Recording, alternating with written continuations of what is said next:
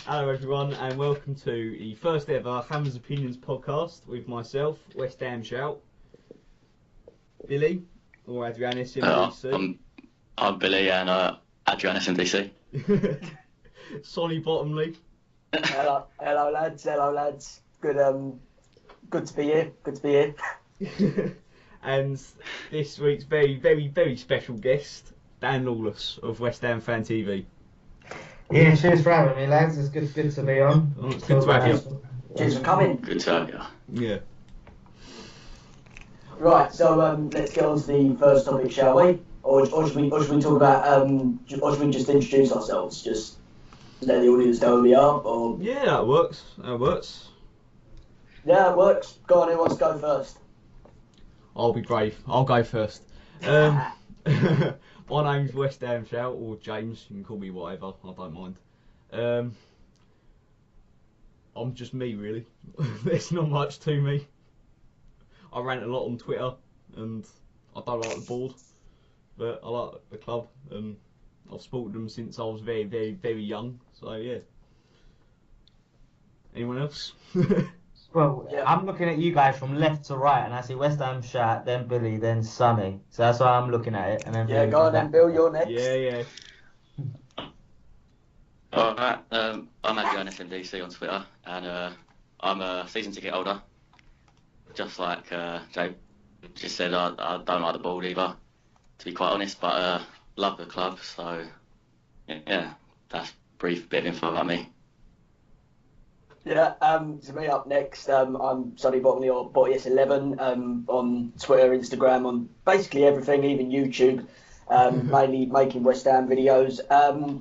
And I'm also a season ticket holder next to Bill, and also hate the board. So we've all got a lot in common here, lads. Yeah. Right. So, Alright. so should we go on to the first topic of the podcast then? Let's do it. Alright then. Right, so we'll start off with the 4-0 drubbing that we got against Man City at home. It's the 19th against both Manchester clubs we played this season. We played 6 games in total. We've conceded 19 goals, home and away, league and cup. What do we think of that? Pretty shocking, isn't it, really? 19 goals in 6 games. Wow. That's a bit mental, isn't it? Deary Two of those games had 4 goals. Dear Yeah, God. when you look at those stats, it's not great. It's not, is it? Really not. And we only scored like 3 goals against the Manchester clubs this season, so it's not really a good record Bloody against hell. all the sides this season. Shocking, isn't it? So I mean that's a bit of a depressing start for us. But where do we go wrong? Give the assist to Mike Dean for them. You lost No, of against course, United at home of this course, season. yeah. So where did we go wrong in the game? Because we started so energetic in the fans, and then City just carved us apart. I know, it's when, minutes. once you concede that first goal, I think it was just the mentality just went. Yeah. Yeah, the heads were down straight away. Yeah. Well, I think it was the same as the FA Cup game. It was just every attack that they was on. I think it was ever since Creswell's mistake. I think the heads just went down on the boys, and City just literally carved us apart. The second half, it weren't really that bad. I mean, the penalty, yeah, it was bad, but at least it wasn't fired like the cup. So I think that's the only positive we can take from that game. Yeah. Anything anybody wants to add? It was just a capitulation, wasn't it? It was quite worrying, really. I'm lucky we ain't seen it too many times this season against like teams that aren't as big as City and United, but it really weren't good to watch.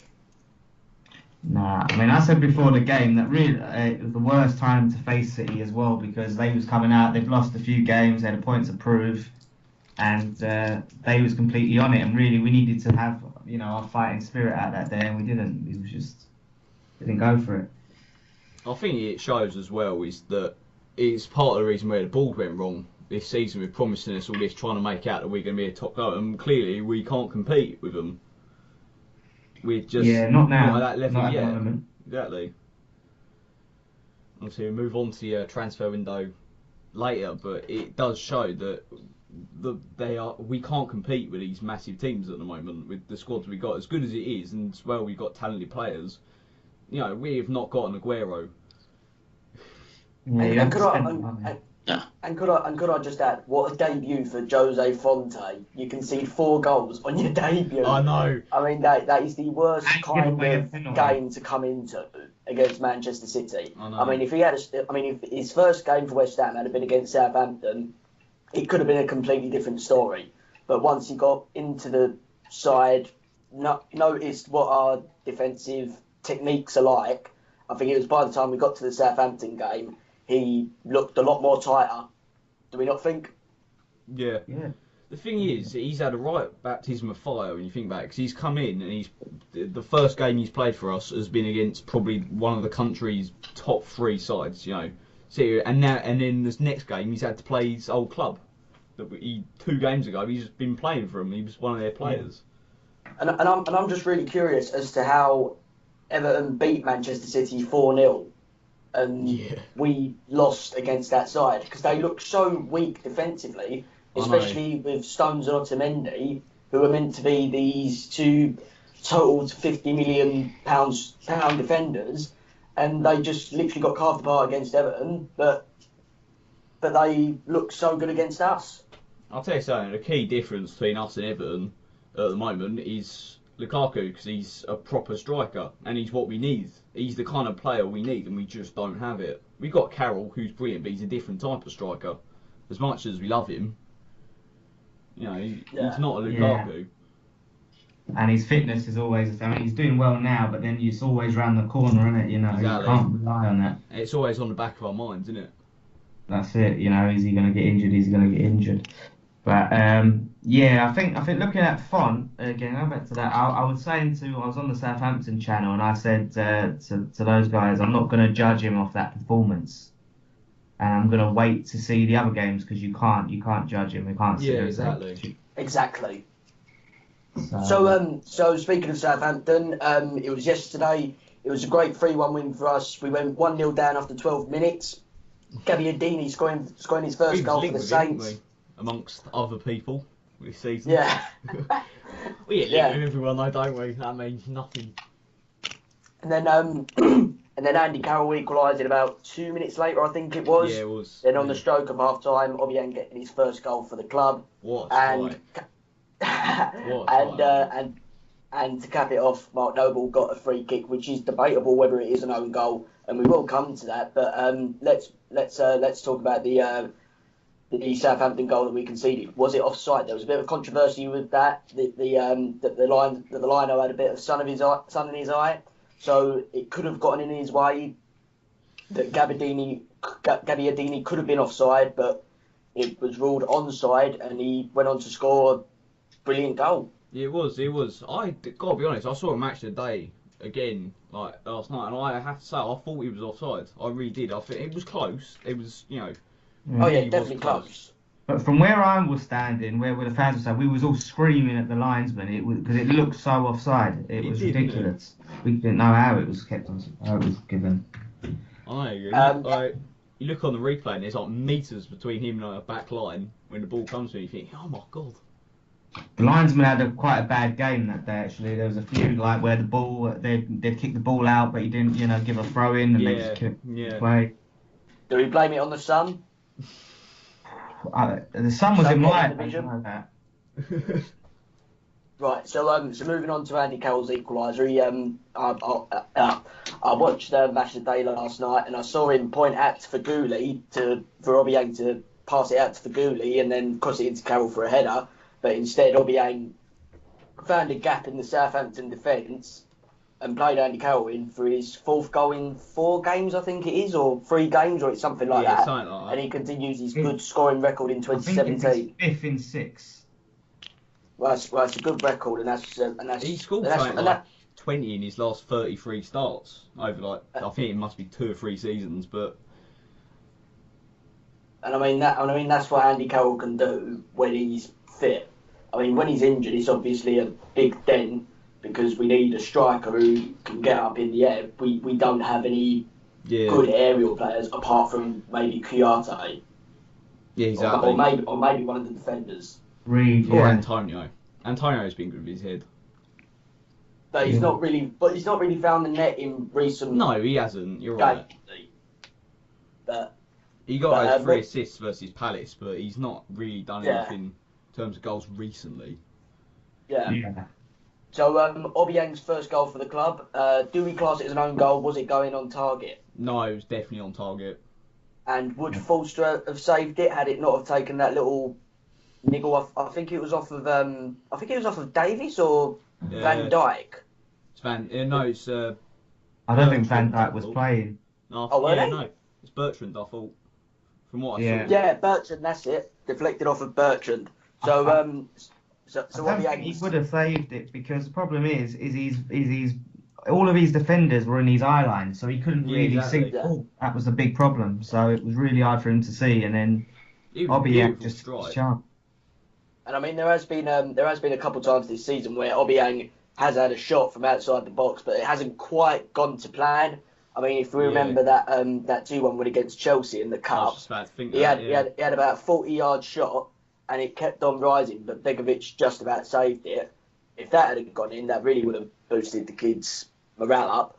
But the goal against Southampton, he's finally done it. He's finally scored for us, so he should be probably a consistent scorer now from midfield. I want some credit for that goal though, because if it was the fans who said shoot, and he shot.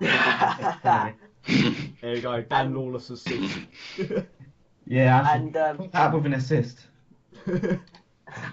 And finally, Mark Noble's free kick, does that count as an own goal? Because it was going on target, but it was being diverted. I think Forster could have caught it. I mean, I love Noble.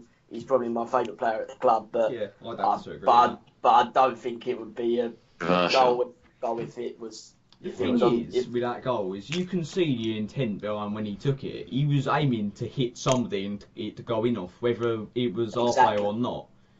Exactly. The cross happened. I think it's been given as a goal. Yeah, it was given as his, wasn't it? Well, we just need to see what the Goal Federation says. I think they gave it. They gave it to Noble in the end. Yeah, I think so. I'll just check. It's here on the results. Noble 52 minutes. Well, that's yeah, good. no, Well, it that's was good. given to him. It was. That's what we want to hear. It was a good 3 points at St Mary's, our first win, in fact, at St Mary's. Yeah. And also it was Billich's 25th win under West Ham. He's reached 25 wins, faster than any West Ham manager. Do we still sack him at the end of the season? Absolutely not. Exactly. I mean, even if we're conceding 19 goals against Manchester clubs this season, I don't think it's time for Bilic to go. Totally. Nah. It's nowhere near his time yet. We're 9th in the table.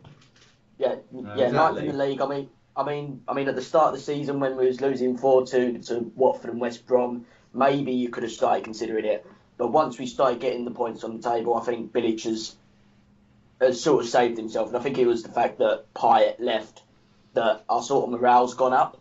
Yeah. Do we not think? Yeah. And speaking of Payet, our next topic is the transfer review. So, what do we think of our January transfer window? Did we do good? Did we buy good players? Did we sell badly, or what do we think?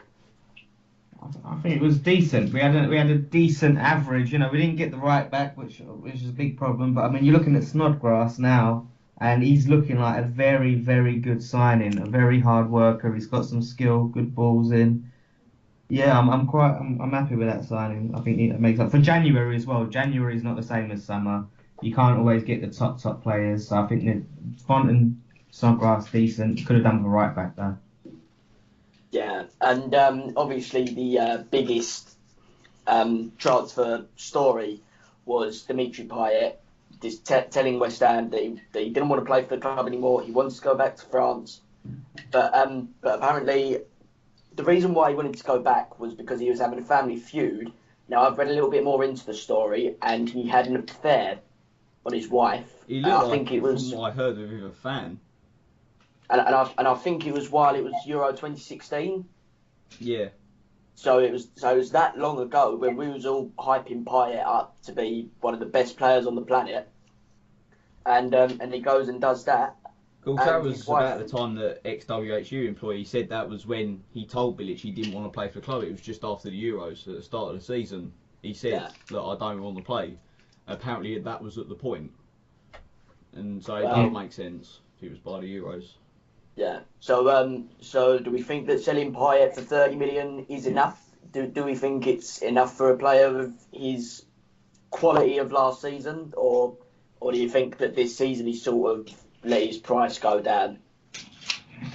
I think it's a bit of both. I mean, he could have gone for more. His value's probably dropped a bit, but I think we just needed him out of the club, to be honest, because for the sake of the rest of the team and the results, he needed to go. I mean, there was part of me that wanted him to, as Sullivan said on the what they wrote on the website about it. Oh yeah. You know, there was a part of me. What is this about the group chat on WhatsApp? Yes. Yeah. Yeah. That made me laugh when I saw all the parodies for it. It just made me laugh so much. Like you had the parody saying Noble said "fuck off you French frog twat" or something like that. Yeah. And I was in hysterics for half an hour. Yeah, the thing is, like, I wanted to make an example of him because I think it's more than anything else. It says to the other players that you don't get what you want by doing this. And I think in the end he was sold because the players wanted him gone, which is also fair enough. I don't know.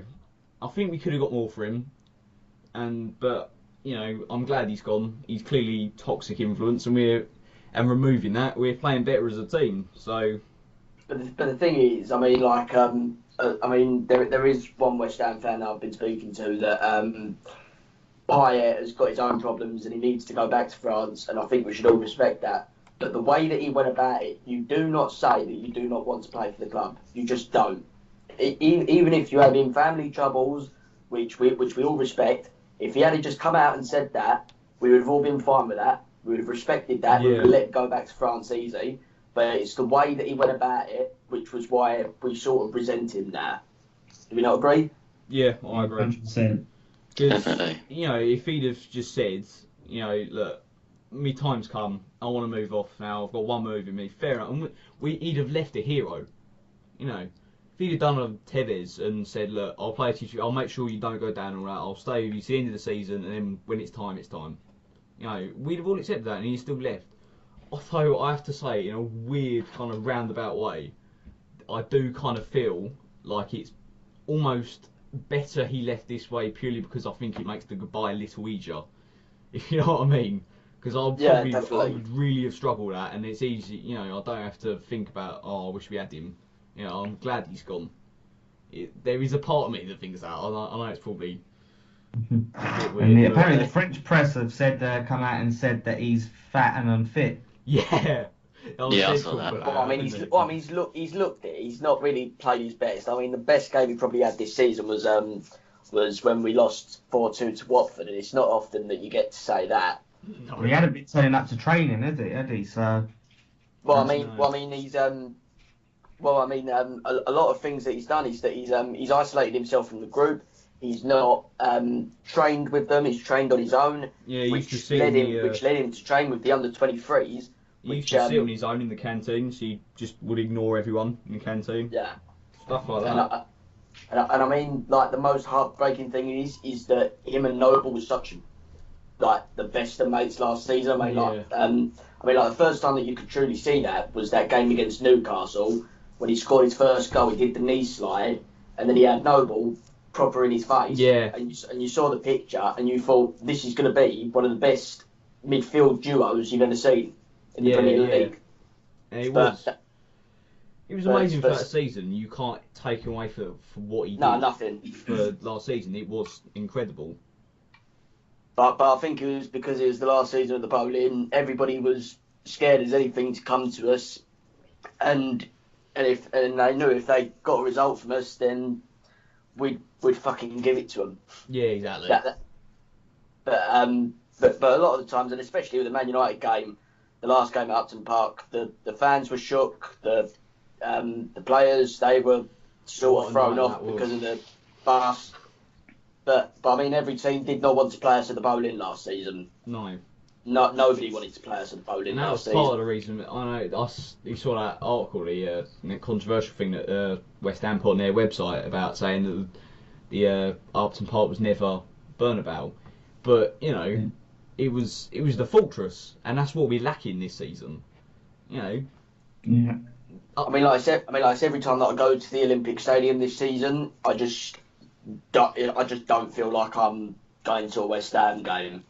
Yeah. I feel like I'm going to an Emirates Cup game. I just don't feel anything anymore. I don't feel any like raw passion as a West Ham fan anymore going to a West Ham game. I think it will come, but it's certainly not But there yet. not yet. We're missing it, and we're missing it. I think it shows in our performances on the pitch. It's all different, and ultimately, it's these kind of moves don't go well in their first season. Arsenal had the same problems. I'm fairly certain City had the same problems as well. They moved stadium. No team moves to a new stadium and then instantly sets the world alight. Yeah, These problems come. It's every game that I sit next to Bill and I say to him, there's no original chance coming out. It's just the same. We are West Ham's Global Army, or it's that foot stamp thing on the retractable seats, and there's just no atmosphere like Upton Park anymore. But I feel that once we're in there for a couple of seasons, it could change. It could well change for us. But only. Yeah, what was that? Well, you got to think the performances have been terrible as well. If they improve, I'm sure the atmosphere is going to improve as well. Yeah, but the thing was, like even at Upton Park when we was losing 4-1 to Swansea, we still shouted our fucking hearts out. That we still had that passion for West Ham. I mean, we'd lose every week under Allardyce, but we'd still sing.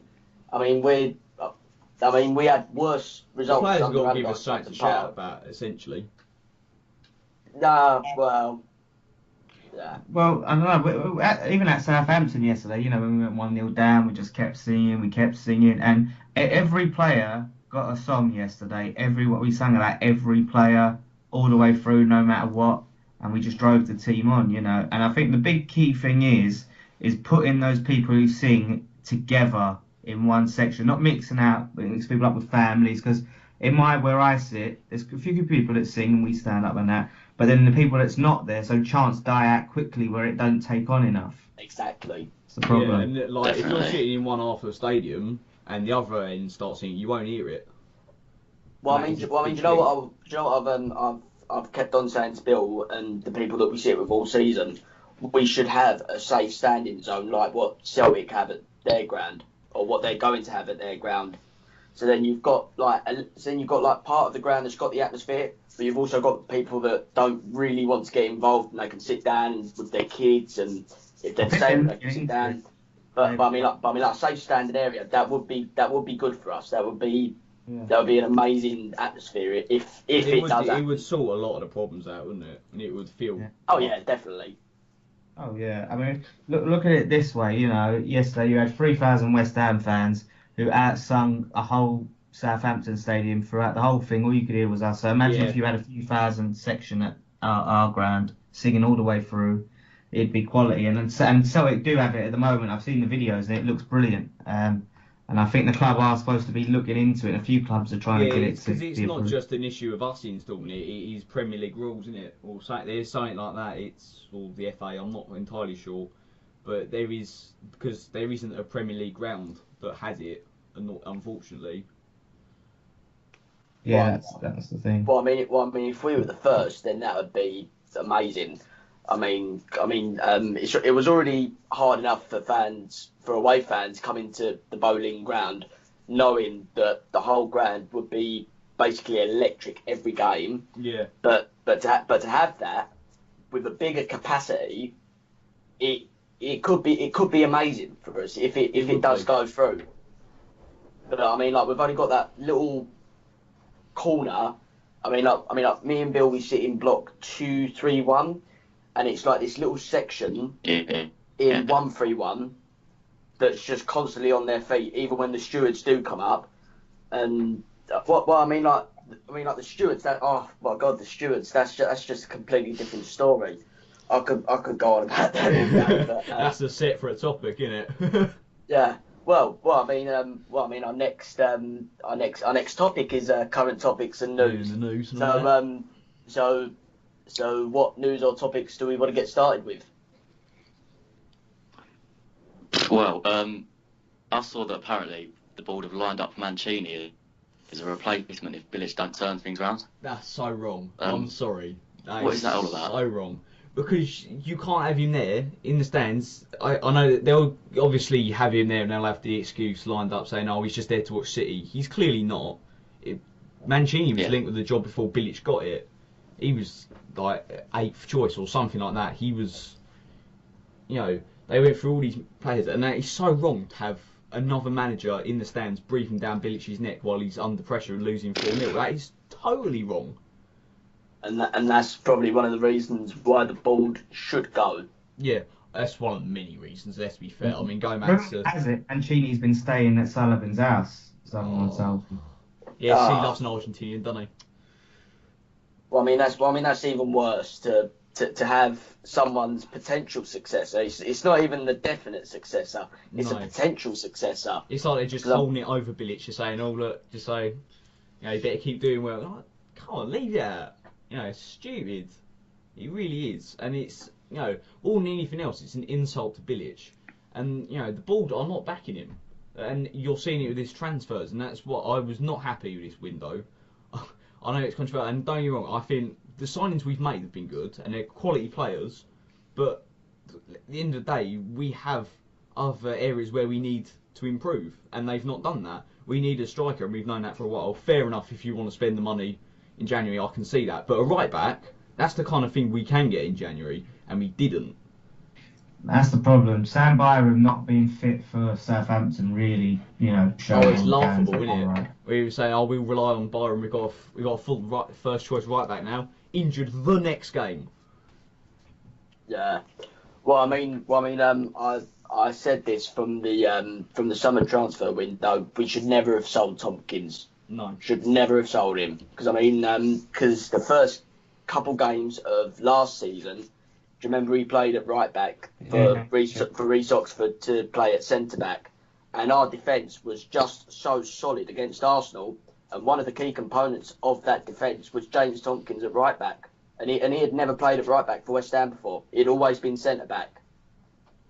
Oh, no, and he was always solid for us, and I'm just so gutted that he's left us. And especially conceding 4 goals against Sunderland yesterday, I think that was the real nail in the coffin for Grim. Yeah, it's certainly not good for the old morale, is it? Sunderland. Nah. Jeez. I'll tell you something, Palace are going down. I don't even think Big Sam can save them now. I really don't. It's just nothing in them. It's like us first half of the season, there was just nothing in it at all. But they've definitely got to rest Benteke. Well, anyway, why are we talking about Palace? It's West Ham opinions chat. It's West Ham podcast. Why are we talking about Palace? Anyway, topics. Right, I'm going to move on to stewards. Let's talk about that absolute shit show in our stadium. So the stewards, they, from the very first game that I went to, the whole game, I could already tell that there was going to be a security problem, and I think it was at the Bournemouth game where you just saw it absolutely go mental with the fans and the stewards, fans fighting other fans, and it just got bad for like every game after that for about 5 or 6 games. So what do we think of the stewards that's been hired by Brady? Well, what the new? You mean the new SLOs or the? The new SLOs, the ones that didn't come from Upton Park, the ones that had just been hired from. Apparently their previous work has been like concerts, which vacates to 15 or 16-year-old girls, which you can contain, but you can't contain 35 to 40-year-old mad West Ham fans. Don't know how much experience you have in that field, mate. Well, I mean, there's a very big difference between fans at a concert and fans at a football match. But I think one of the worst performances the stewards gave was do we remember the 2-0 lost against Manchester United, one of the fans ran onto the pitch after Matt scored. That was a joke. The whole stewarding is a joke.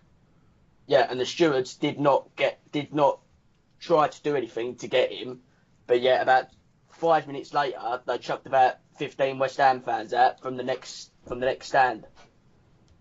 I mean it's just an utter joke that the away fans are getting no repercussions, but yet we are. Yeah, I mean, I think they've eased up a lot now because, like I said, like where I sit is a lot of the issues where them videos was coming out of people fighting, all of that. That's where I sit, down by the corner flag in 131. But now we stand up. We stood up for the whole of the last game, and no one comes up to us anymore, so we can just stand. So I think they're sort of easing up a bit. Well, I mean, Bill, what was that game where the stewards came up right to the top of our tier, and they went to tell the people who were right at the back row to sit down, and then they just came back down, and then they just had this kid about 5 or 6 rows in front of us just absolutely taking the piss out of them. Do you remember that? Yeah. What game was it as well? There was Accrington and Stanley in the cup where we were sitting right at the back. There was no one near us at all. Literally no one within 20 rows of us, and we stood there, and the stewards come and tell us to sit down. like literally, there was no one behind. What's that all about? It was basically a ghost town at that top part of the tier. So we had literally nothing. We wasn't obstructing anyone. We wasn't getting anyone's way. But still, we had to sit down because apparently, if we don't, then our season ticket's going to get revoked, which I think is just an utter load of bollocks. Yeah. Completely. But I mean, a lot of the stands in Upton Park, they were no standing zones, but we stood up for the whole 90 minutes, especially in the Trevor Brook in Lower. That would be the main place where you would stand. That's where the atmosphere comes from. But, yeah. You know. Right. So next topic, the West Brom preview at the Olympic Stadium. Last time out, we played them. We lost 4-2 after going 4-0 down. It's so depressing, the fact that there has been a point in this season where we've been 4-0 down to a Tony Pulis side. Jesus. Yeah. There is no way that you can look at that and that not be bad. That was shocking. So, I mean, especially after that Southampton win, do we think that could be a morale booster for us to beat the Baddies at the Olympic Stadium next week? Definitely. We got to get our revenge on them now next, and they've been doing well, but I think they're gonna have their time to fall away. Especially the fact that they've just lost Berahino, but I really contradict myself because he really didn't play well against them yesterday, playing for Stoke. Yeah, that was shocking, wasn't it? Yeah. So what's our predictions? We'll go from West Ham Chat, then West Ham Fan TV, and then Bill. Well, every prediction I've done for this website, I've got it either totally wrong or quite badly wrong. I've never actually got one right. I predicted a 2-1 win yesterday, obviously won 3-1, so it could have gone worse. But I think, because they're having such a good season, they're almost bound to score against us. But I think, just because we've obviously got to get revenge for about 4-2, drubbing. Yeah, drubbing. And I think we're quite morale, and we're a different team to that after the season. I think we'll probably win 2-1, I think. Okay. Yeah. Alright. I think I'm going to go with 2-0. I fancy a clean sheet at home. Ooh. I think we can do it now. Fonte's sort of going to start to settle in. Reed's been amazing. I think we're going to start to really hit some form now, and I think I'm going to go 2-0. Bill? Nice. I'm actually going to say 3-0. I think we can do them. Cool. I really do. I don't know why. I think there'll be a lot of confidence after that Southampton game. I think the players, how do I word it? They just, I think something clicked. After that City game. It was like, we need to sort this out, and I reckon they'll do them. I reckon they'll do them. But if only we had that for after the Arsenal game when we lost 5-1. But sadly enough, I'm going to go 4-1 West Ham. I reckon Snodgrass and Fonte are going to score their first goals for the club. What have you been smoking? Jeez. I mean, look, well, it's West Brom. They're not really a side that you should just brush aside and They say, really are, especially this season. we're gonna definitely thrash you. But I think that, especially with the performance that we gave on yesterday, I think that we could give West Brom a really, really bad game. Yeah, I do agree with you. The thing is, as well, is this. It seems mental to be saying it after the season we've had so far, but this is sort of in a way a 6-pointer because they're one place above us. So if we get 3 points in them, if I'm not mistaken, I mean I did see this yesterday and I was just saying I looked at. I think we could like swap places, so they go down one and we go up one. I think that's how it works. I think we'll be 2 points behind them if we win. Oh yeah. They're 5 points ahead of us. So if we win, we'll be just 2 points behind them. Right. Okay. You're not wrong. Yeah, I apologise. That's we'll be 2 points behind them. My bad. Right. So we're almost finished with this podcast now. One of our last segments is Billy's quiz. Billy's got a bunch of questions for us, and we're going to try and answer them. Bill, over to you, mate. Right, well, basically, how this is going to work is every time we do a podcast, we're going to try and get a guest on. And I'm going to do a quiz at the end with each guest. So if you watch Top Gear, at the end, they do the star in a reasonably priced car. Oh, something right. like that. Yeah. Right. And they have a leaderboard of all the celebrities that come on and basically just see who can get the most quickest lap or something. So in a sense, it's similar to that. Do me and West Ham get a chance in this, or? I don't mind timing it. I can. Maybe I'll let you get you involved next time, but this one's how are we doing the leaderboard? What's the leaderboard based on? Is it times or many questions right? The amount of questions I get right. Okay, fair enough. In what time? 90 seconds. 90 Gotcha. seconds. Yeah. Right. My memory is not good. So Right, give me a sec. I'll get the old timer out. Well, I mean, to be perfectly honest, I am the type of person who will just shout out the answers if I know the answers to the questions. So I mean, just don't. So I mean, if you want to mute me, then that's fine. But go ahead. Right. It's over to you.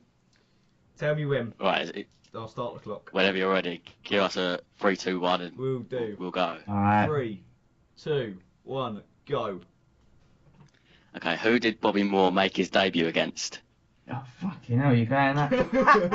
Because I know this one. I know this one, and I want to shout it. I'm just gonna throw out the Tottenham. Oh, it's Man U. Man U. Actually, Which West Ham player's former team was FC Metz? Saka. Yes. Who is West Ham's leading goal scorer of all time? West Ham's leading goal scorer of all time. Oh fucking hell. oh my I god. don't not fucking know that. That is actually like brutal. That is so harsh. Oh come on, everyone should know this. Come on, wait, it is. Fucking hell, it's gonna be appearances. So you're going back, isn't it? Is the 90 seconds up? No, 1 minute. Pass it. Alright, it was Vic Watson. Who is Bilic's assistant manager? Oh, Oh, I don't Yeah. even know this. I know this one. it's Nikolic Yakos. I think we should give him that because of the pronunciation. Yeah, give him that. Yeah, we'll give him it. We'll give him it. 2. In 2014, we signed 2 Italians on loan. One was started Notarino. so you can Who was the finish. other? But the time has gone, so you got 1 left. Ah, You can answer. You can do the Time's mastermind gone. start it so finish if you want. yeah. Go on. I'll try and answer the question. Right, go on. What was it? So, in 2014, 2014, we signed 2 Italians on loan. One was Notarino. Who was the other? In the summer of 2014. No, it was in January, wasn't it? We got him on loan. Oh yeah, in January. Signed 2 Italians on loan in January 2014. That was Sam's last season, right? I think so. Yeah, I think no, because 2015 was his last season. Summer of 2015. No, that would have been 15-16 was the last at the Boleyn, wasn't it? So this would have been 14, that's 13. No, because Allardyce got sacked in May 2015. Again, because it was 2 hours after we lost 2-0 against Newcastle. So 13-14 season. Yeah. On loan. I think that was both from Torino, weren't they? I'm not sure, to be honest. I think it was Torino, because I remember having both of their cards on FIFA. Listen, you're definitely giving him hints at this point. Fuck it. Well, I don't remember. That's why my memory is terrible. Who was it? Borriello. That you know what? That's who I was thinking of, but I couldn't remember the fucking name. Oh, Jesus. I tell you what, if you had Scott on it, right, he'd clean it. Because he's got good memory for that. I have, like, the worst memory ever, especially when it comes to football. Well, I mean, that's not really what you want to say if you're on a West Ham podcast. No, it's not, but, like, at least, like, you know, when it comes to games and that, but you know how people can go back and go, oh, I remember that game, like, 7 years like ago. Photographic memory. Yeah, like... that's me. Yeah, that is me in a nutshell. I forget what I had for breakfast this morning.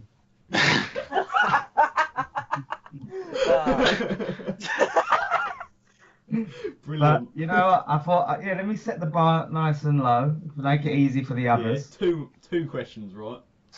I tell you what, though, right? That first question, I was like thinking, all right, you know, let's see. I was expecting you to go like that far back. Yeah, that was a bit savage for a first question. I mean, yeah, maybe I did make them a bit too difficult. Yeah. Guaranteed. All right. Well.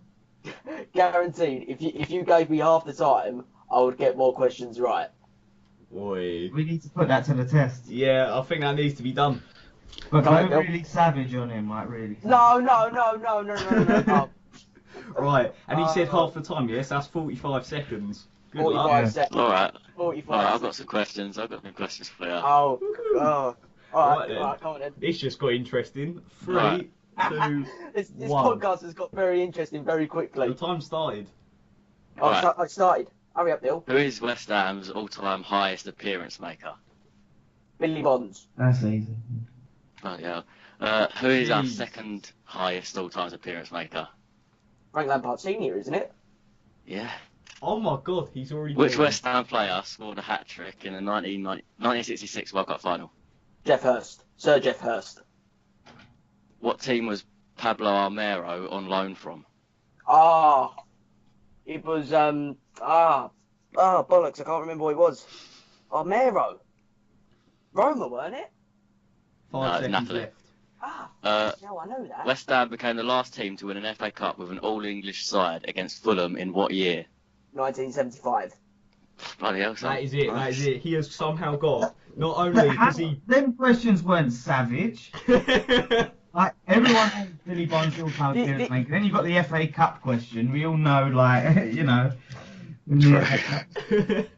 Well, I mean, I've just proved that my West Ham memory is actually quite You good, did have and half the time, my knowledge is quite useless, I must say. Who was West Ham's all-time top goal scorer by 1945? By 1945? Yeah. Into the Still Second Vic World War. Watson. Bit of history for you. I'm joking. Watch him get it right as well. Watch him just take a random guess and get it right. I'm just throwing stuff out there. I didn't even have the answer. Right, okay. Right. Well, do you know what? I honestly think that we should make this a weekly thing.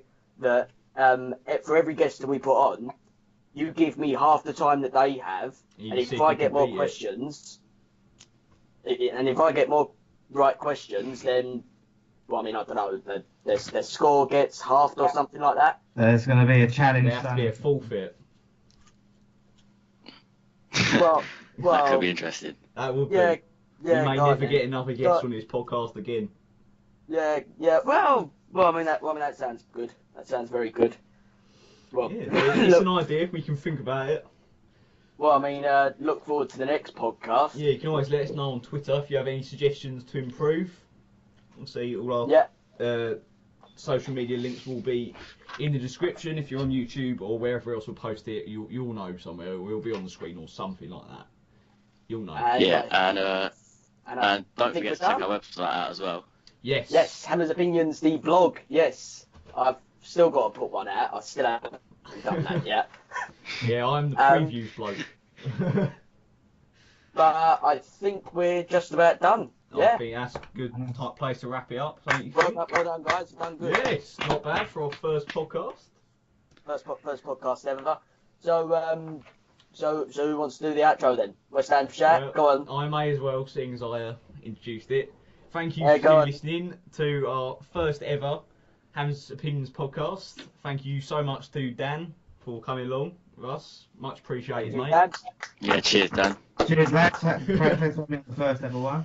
Make sure you follow us all on Twitter and check out our website. We do post quite a lot nowadays. I think that's about it, don't you think? Yeah, Yep. I think that's just about it. Okay. Right, so thank you all for listening. Thank you all for joining us, and we'll see you on the next podcast when our next guest will be revealed. Who's it going to be? Okay. That sounded really camp, didn't That it? really did, yeah. Yeah, it really did, son. Right, okay, so I think that's where we're going to end it, Yeah. and we'll see you guys on the next Codpass. What was that? What is that? It was all going so well.